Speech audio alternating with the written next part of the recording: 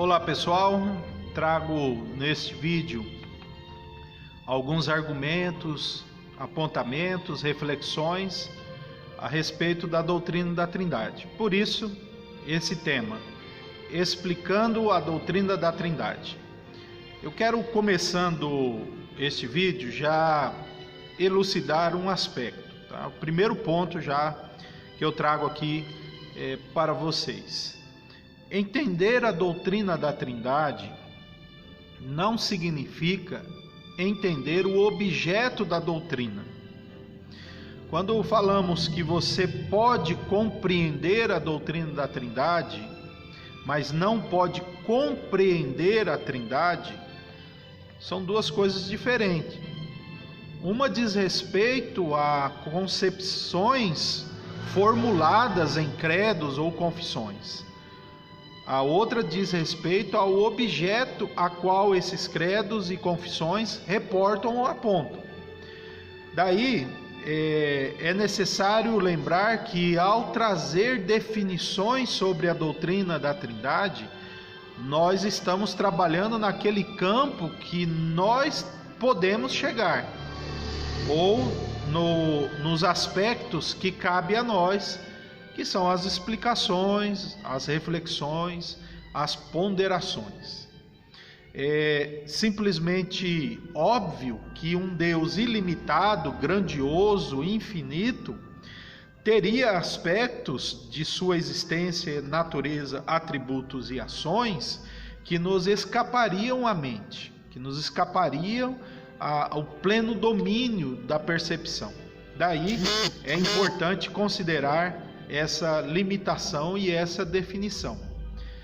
O outro ponto que eu trago para vocês é que a definição e a doutrina da Trindade, ela depende exclusivamente da revelação da Palavra de Deus.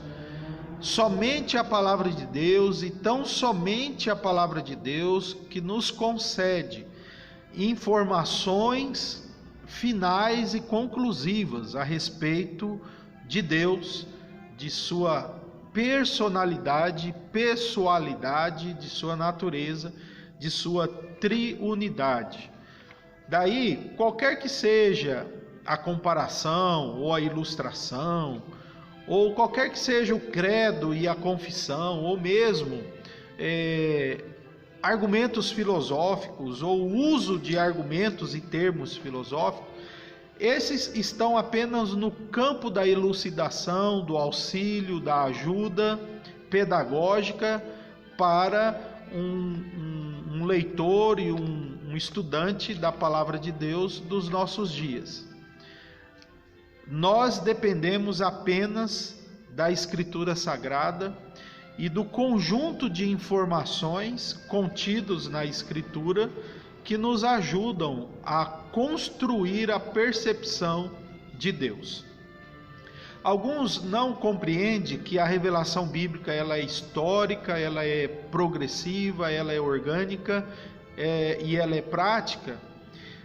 Por isso que muitas vezes eles acham que certa doutrina não se encontra na Escritura, porque a Bíblia não é um manual sistematizado de doutrinas, mas as doutrinas foram se revelando à medida que Deus se relacionava com o seu povo, com pessoas, com reinos, à medida que ele julgava, à medida que ele abençoava. Então ele revelava aspectos do seu atributo, da sua natureza e caráter. Daí no final de tudo é que nós podemos então reunir essas informações no decorrer de toda a revelação bíblica e ter a conclusão da doutrina da Trindade. Como então deve ser confessada a doutrina da Trindade? De maneira simples e objetiva, eu trago aqui 4 aspectos. Primeiro, nós devemos ter em mente que Deus é um só. O seu ser, a sua essência é única. Deus não há ninguém igual a Ele. A essência divina, o ser de Deus é uno.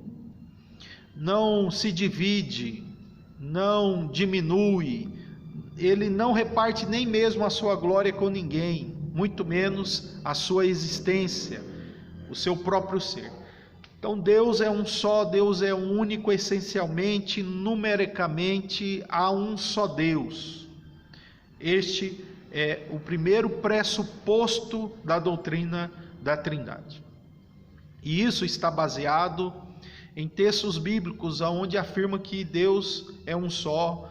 Lá em Deuteronômio 6, o próprio Jesus repete as expressões daquilo que aparece ali em Deuteronômio.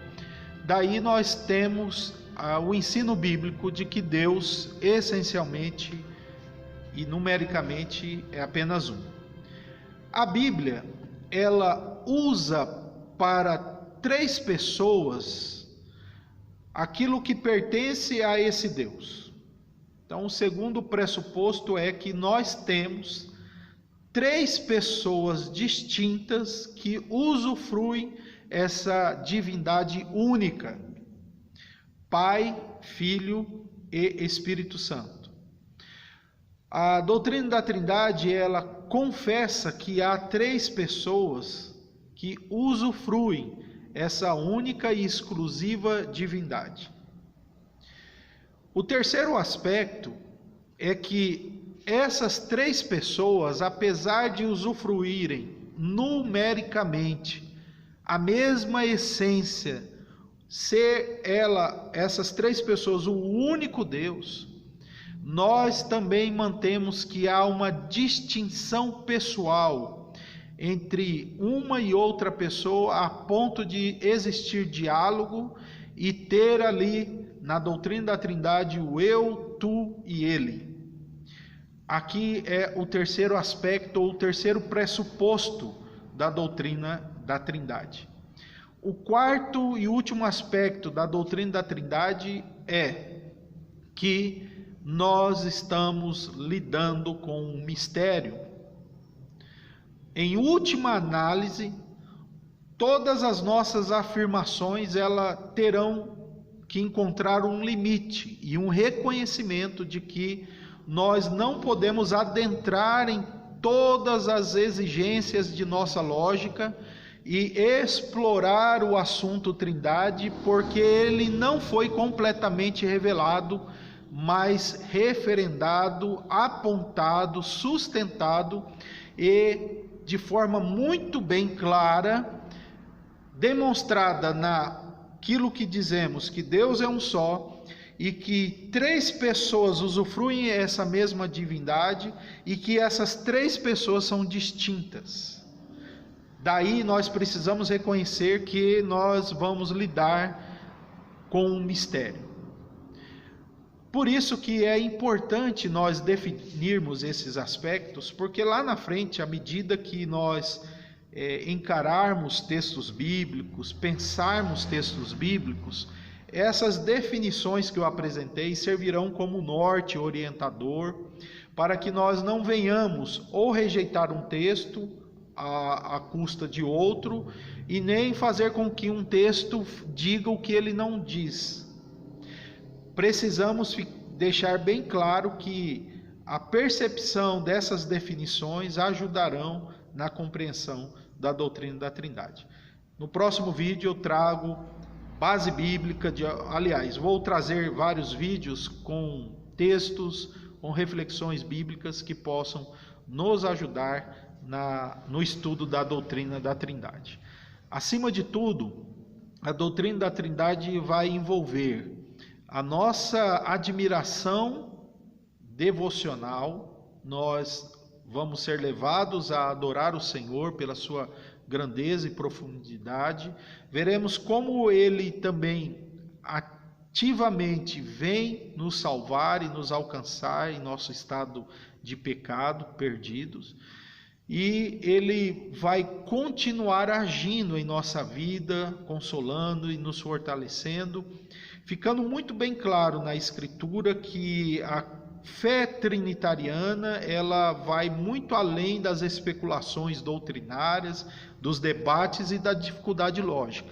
Ela satisfaz a comunhão com Deus e uma adoração perceptível, em que nós encontramos o Deus triuno, ora falando do Pai, ora falando do Filho, ora falando do Espírito Santo, em uma comunhão plena com essas três pessoas e com este que é Deus único, Pai, Filho e Espírito Santo.